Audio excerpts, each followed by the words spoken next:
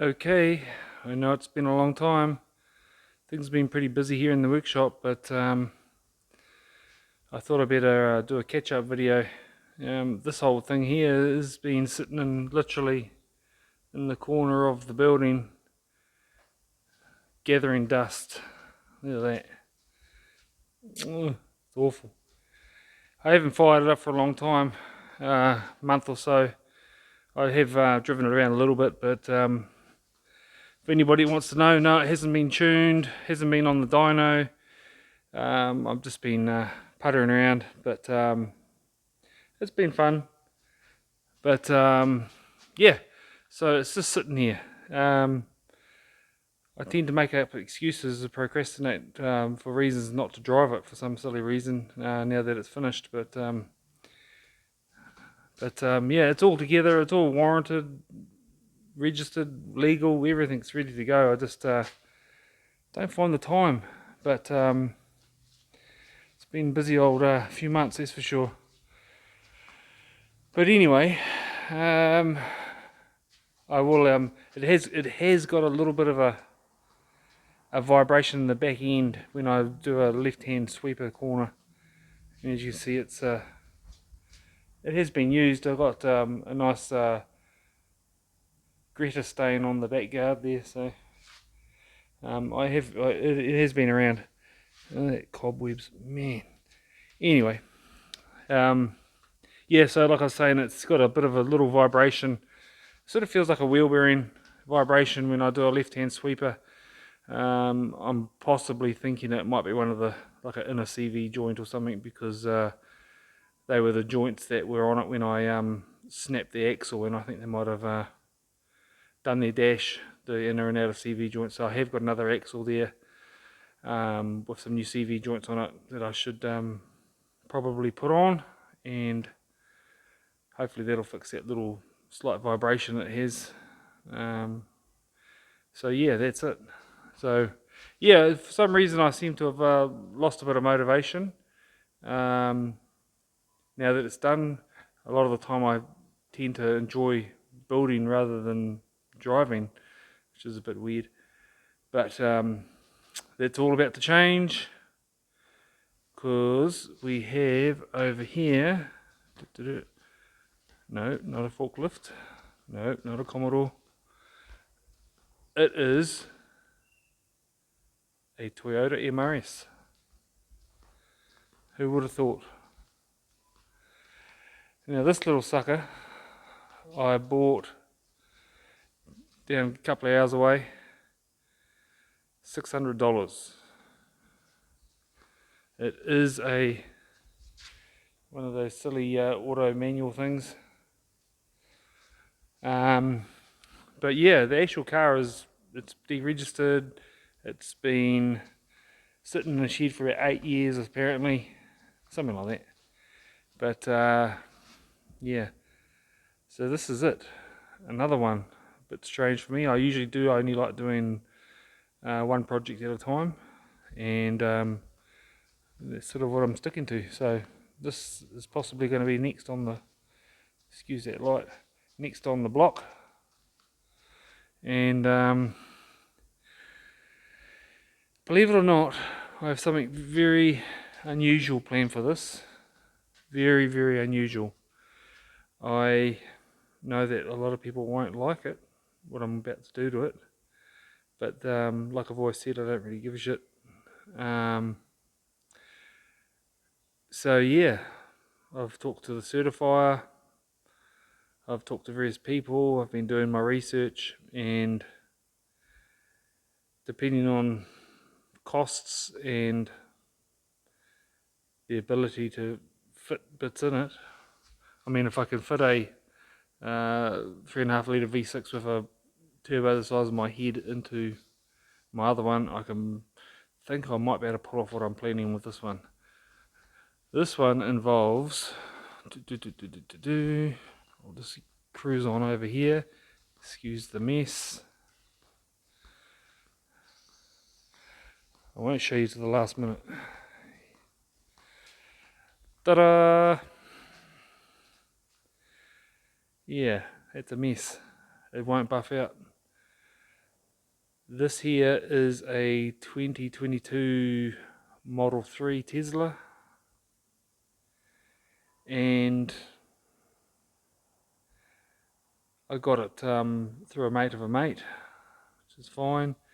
And when it turned up on the truck, I thought to myself, yeah, it's got a really funny big fat steering rack in the front of it. When I was looking around it for the first time and had never seen it, it just turned up. And then I realised that in the front of it wasn't a steering rack, it was a motor. And I thought, that's very strange, because in the back of it, it's got another motor.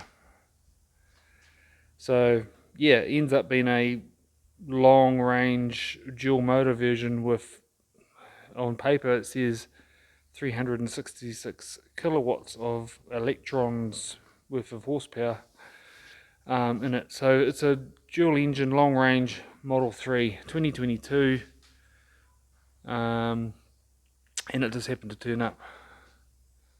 And yeah, so for some sort of reason I have a Tesla, 2 motors, and I do have a battery pack, but yeah, they're not really workable. I have had a bit of a play with one. It's quite scary stuff, knowing that if you put your tongue on it the wrong way, it's gonna kill you, you know. So yeah, 2 motors, 1 stuffed Tesla, and a $600 MRS, or as some like to call it, a mr2 spyder. So I've done some basic measure ups. The motor for the back, this one here nearest us, will fit straight in, no problems. Motor by itself, I'm not talking about the whole subframe. I think it's going to be better for me just to do a motor install rather than a whole subframe install, especially with the rules and regulations in New Zealand here. And the front one, well, that's not going to fit that well, so watch this space. I have been watching a guy putting dual motors into a Porsche, and he has used a similar motor to this, and I think he's twisted it up on its end, so it's more like a lane. Instead of laying flat, it's sort of more upright, and apparently he has to change the oil pickup inside it or something silly like that, so that it still functions. So yeah, possibly something like that might be an option, but yeah, it's a bit of a steep learning curve studying up on electric vehicles, batteries, BMSs, motor controllers, DC to DC converters, charging systems, etc, etc. So this is going to be a bit of a slow project like my other one was, but I think you all know that I could pull it off if I put my mind to it. I'm quite capable, got the gear here to do it. So at least it's going to have at least a 300 horsepower motor in the back, or possibly a 300 horsepower motor in the back and a 200 horsepower motor in the front, in the best case scenario, if it'll fit. The modifications are going to get everything to fit, possibly a bit of firewall modifications for the front motor if it's going to fit, and the what you'd normally call a transmission tunnel will have to be enlarged, because I think that's a good pathway for a stack of batteries to go down the middle of the car. That's the plan, and then obviously some batteries behind a seat. I think I can do it all in one block, one big Lego block of batteries, like a big T sort of shape, if that makes sense. So yeah, this car was a silver one. It's a 2000, which is great for New Zealand warrant of fitness rules. It means it only has to have one warrant of fitness per year, which is fine. Believe it or not, it's a pretty straight car except for this little ding in the back guard. It's had a scrape. The sills are straight. It's got no rust. It was silver. Somebody's tried to primer it and it looks a bit ugly, but it's all there. It's been sitting around for years, but I think that's going to be it. Next project.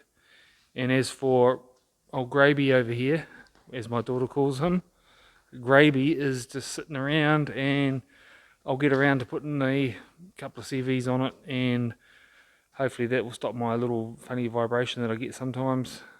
And I was contemplating pulling this one apart and doing the conversion on this one, but my certifier was mortified when I told him that, and he said don't be silly. So hence the reason why I happened to find, they don't come up for sale very often, this for $600, and it was 2 hours away. Picked it up on a trailer that was too little, but I made it back anyway, up and over the big hills. Turned up last night, so yeah, watch this space. We are going to have some fun. I know there is a couple of SW20 MR2s that sort of in the build sort of petered out, didn't really eventually turn into anything. Talking electric conversions that I've seen from America mainly. I think it was a couple of them, but nothing really happened. So I'm hoping to pull this off. I know it's going to cost a lot of money for batteries, but I think it's all doable. You know, if you spend $5,000 on batteries, for example, I'm not sure exactly how much they cost, but just say 5,000, you think that's a lot of money, but in reality, you know, you can spend $5,000 on a forged motor quite easily as well. So, you know, there's a bit of to and fro in there. So, yeah, it's going to be interesting project, that's for sure. And I hope not too many are put off by me turning to the dark side and going electric. It's something different. I went for a ride in a Tesla, just a standard model Tesla Model 3, and I couldn't believe how stupidly fast it was, and it wasn't even a fast one. It sort of makes you contemplate whether dealing with all these things we've been dealing with, motors, engines, turbos, fuel systems, exhaust, wastegates, cams, throttle bodies, manifolds, blah blah blah, you know, is it makes you contemplate whether you think this is the right way or not, because the electric cars are so fast, let alone, you know, if I can pull it off, 2 motors in that little car, 500 horsepower's worth of electric motors in there, and the thing weighing at a goal less than 1,200 kilos. That'll be nice. And I think it would be freaking ridiculously stupidly fast. So yeah, that's the plan. Don't flame me too hard, and when I get my shit together, I will post up the start of it. Be stripping it down, getting rid of all the rubbish that's inside it, and yeah, just stripping it down, getting all the shit out of it, and start making up some plans. So watch the space. All right, like I said again, sorry it's been so long.